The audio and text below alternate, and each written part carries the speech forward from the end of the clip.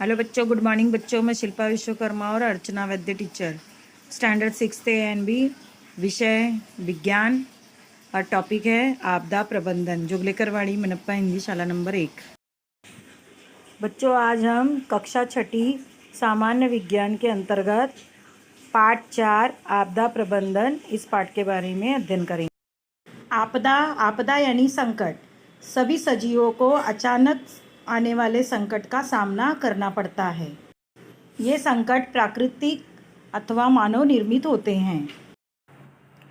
अचानक आने वाले संकट के कारण देश अथवा समाज की बड़े पैमाने पर जन धन एवं सामाजिक हानि होती है, तो ऐसे संकटों को आपदा कहते हैं। आज हम इसी आपदा के बारे में जानकारी प्राप्त करने वाले हैं। बताओ तो ज़रा, चित्र में तुम्हें कौन सी घटनाएं दिखाई देती हैं? भूकंप, आंधी तूफान, अकाल, अतिवृष्टि, दावानल। एकदम सही। ऐसा प्रसंग अगर तुम्हारे सामने आया तो ऐसे प्रसंग में तुमने क्या किया होता? जो लोग जहाँ अटके हुए हैं उन्हें मदद की होती। बराबर। ऐसे प्रसंग जिस जगह घटित हुए होते हैं उन जगहों के लोगों को आर्थिक मदद देने के लिए हमें निधि जमा करने का प्रयत्न करना चाहिए। इसके अलावा सरकार को जिस जगह मदद करने वालों लोगों को, संस्थाओं को सहकार दिया जाना चाहिए। ऐसी मदद करना ये हमारा सामाजिक कर्तव्य होता है। ऐसे प्रसंगों की खबर हमेशा हम सुनते हैं और अखबार में पढ़ते भी हैं।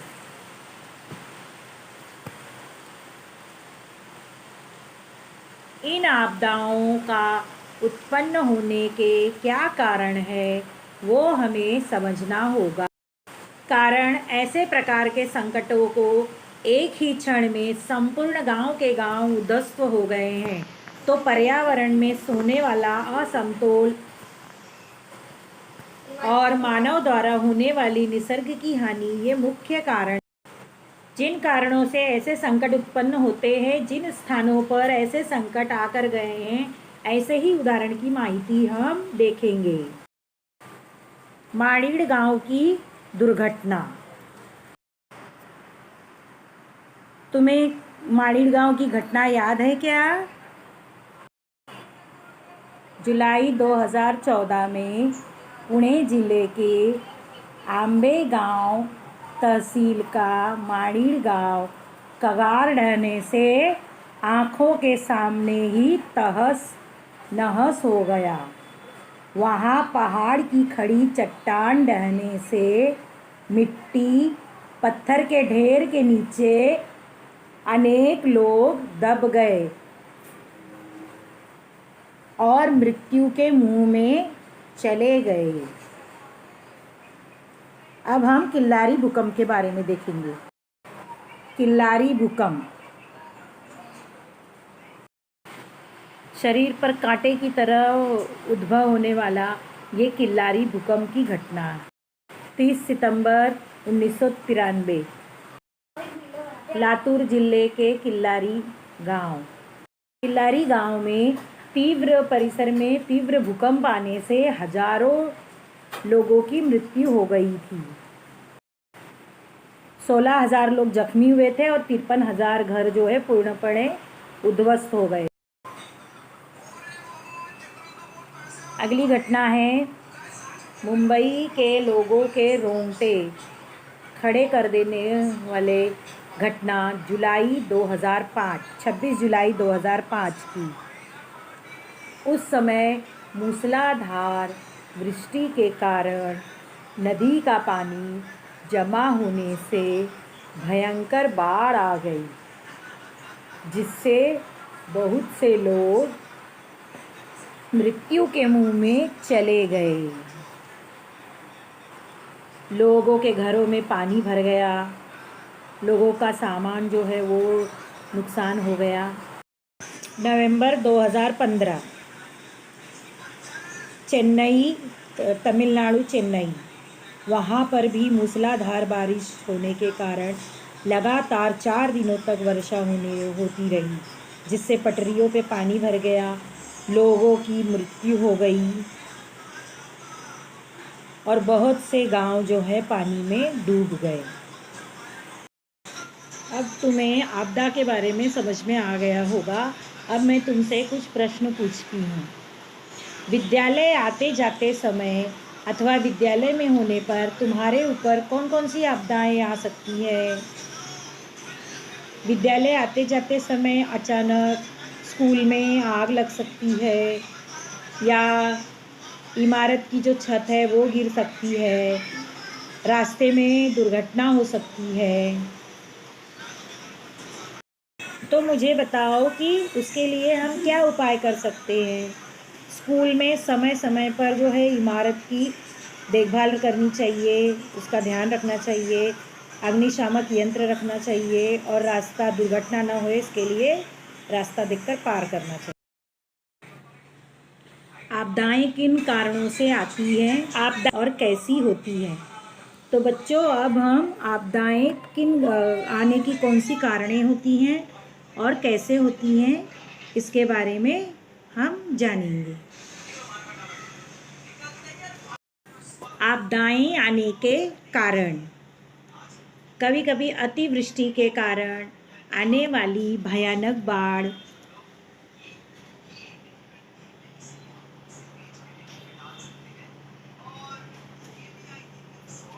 अपघात, भूकंप, जंगलों में अचानक लगने वाली आग, बढ़ती हुई जनसंख्या के कारण खतरे की तीव्रता, बड़े पैमाने पर होने वाला निर्माण कार्य, भुखमरी, पानी की कमी, पर्यावरण का बिगड़ता हुआ संतुलन, ये सभी प्राकृतिक आपदाएं होती हैं। आतंकवाद, दंगा, अपराध से होने वाले बम स्फोट, आक्रमण, आग लगना, दुर्घटना इत्यादि, ये सब मानव निर्मित आपदाएं हैं। तो बच्चों, इस प्रकार आपदाएं मुख्य रूप से 2 प्रकार की होती हैं, मानव निर्मित और प्राकृतिक निर्मित। मानव निर्मित आपदाएं जैसे आग लगना, रासायनिक गैस रिसाव, बम स्फोट, इमारतें ढहना, कार दुर्घटना, युद्ध, भीड़ द्वारा पत्थरबाजी। प्राकृतिक आपदाएं जैसे भूकंप, तूफान, प्रचंड बाढ़, सुनामी, कहर ढहना यानी भूस्खलन, दावानल, अकाल इत्यादि। बच्चों, अब हम जानेंगे कि भूकंप जो आपदाएं हैं वो कौन कौन से स्वरूप में होती हैं। पहला है भूकंप। भूगर्भ में होने वाली हलचल के कारण प्रचंड मात्रा में ऊर्जा का उन्मोचन होता है। उसका रूपांतरण भूकंप की तरंगों में होने के कारण पृथ्वी के पृष्ठभाग में हलचल होती है। इसके कारण जमीन में कंपन होना, उसका हिलना, जमीन में दरार पड़ना आदि घटनाएं होती है। इस तरह भूकवच में अचानक कंपन होने को ही भूकंप कहते हैं। भूकंप के परिणाम: बांधकाम, पुल, रास्ते, रेल मार्ग, ध्वस्त हो जाते हैं, जनजीवन अस्त व्यस्त हो जाता है, मानवीय जीवन, इमारतें ढह जाती हैं, नदियों के प्रवाह की दिशा बदल जाती है, अन्न धान्य का नुकसान होता है, उसके कारण भूखमरी का समय आ जाता है, लोगों को रोज़गार मिलना बंद हो जाता है।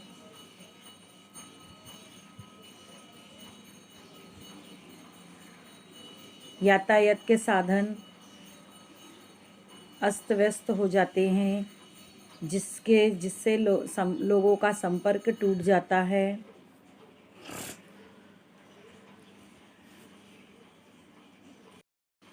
घर इमारत गिरने से लोग बेघर हो जाते हैं, नीचे इमारत धंसने से लोगों की मृत्यु हो जाती है। बच्चों, अब हम भयानक बाढ़ के बारे में पढ़ेंगे। भयानक बाढ़। भयानक बाढ़ संपूर्ण विश्व में बार बार आने वाली प्राकृतिक आपदा है। जब अतिवृष्टि के कारण एक ही स्थान पर अधिक मात्रा में होने वाला पानी नदी के पात्र से बाहर आता है, तब बाढ़ का संकट आता है। अत्यधिक वर्षा होने पर बड़े शहरों का जल निकास व्यवस्था अपर्याप्त हो जाती है। इसके कारण नाले भर जाते हैं, सड़कों पर पानी फैलने लगता है और आसपास के परिसर तथा घरों में पानी घुस जाता है।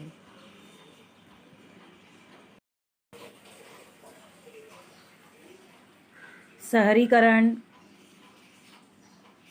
रास्ते,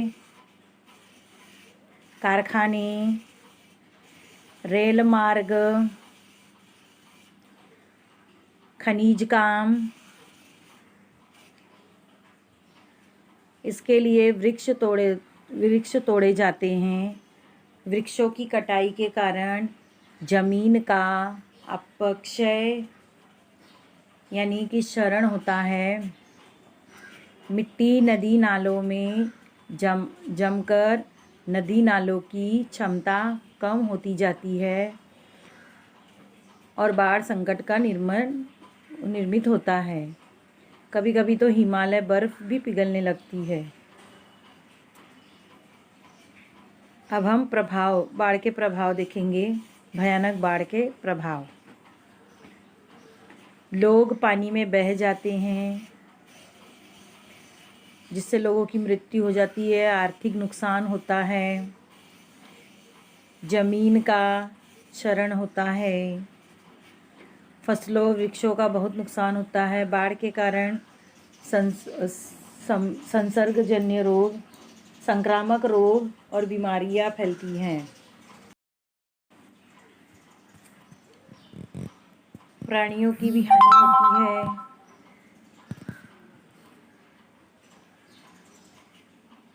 टेलीफोन तथा बिजली ये सेवा बंद होने के कारण लोगों से संपर्क टूट जाता है।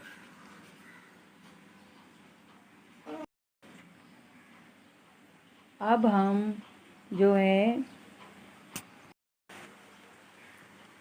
हम आंधी तूफान के बारे में पढ़ेंगे।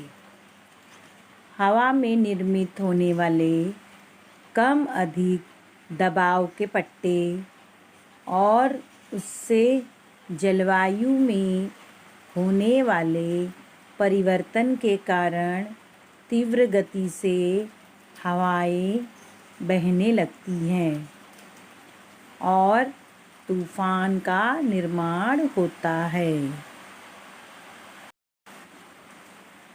चक्रवात जो है, तूफानी हवा बहने लगती है। अब हम आंधी तूफान के प्रभाव के बारे में पढ़ेंगे। आंधी तूफान के प्रभाव। इससे प्रभावित क्षेत्रों की अपार हानि होती है। जन धन की अत्यधिक हानि होती है।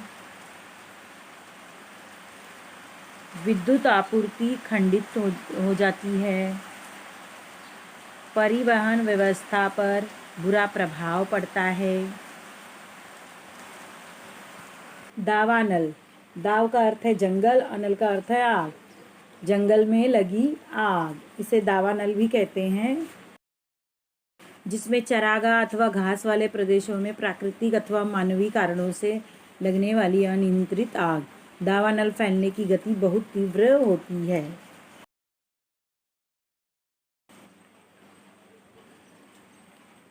हमारे देश के साथ साथ इससे पूरा विश्व प्रभावित है।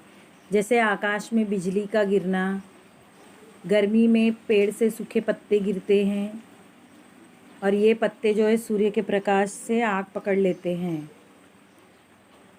कभी कभी छोटे छोटे पेड़ गिरते समय उनमें आपस में घर्षण होता है और इस तरह आग लग जाती है।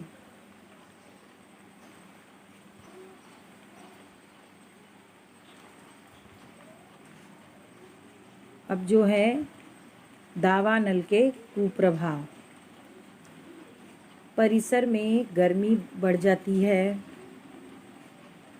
हवा प्रदूषित होती है, जीवित व वित्त हानि होती है, हवा प्रदूषित हो जाती है, प्राकृतिक संसाधनों का बड़े पैमाने पर हानि होती है, दावानल वाले क्षेत्र की वनस्पतियाँ तथा प्राणी आग द्वारा नष्ट हो जाते हैं।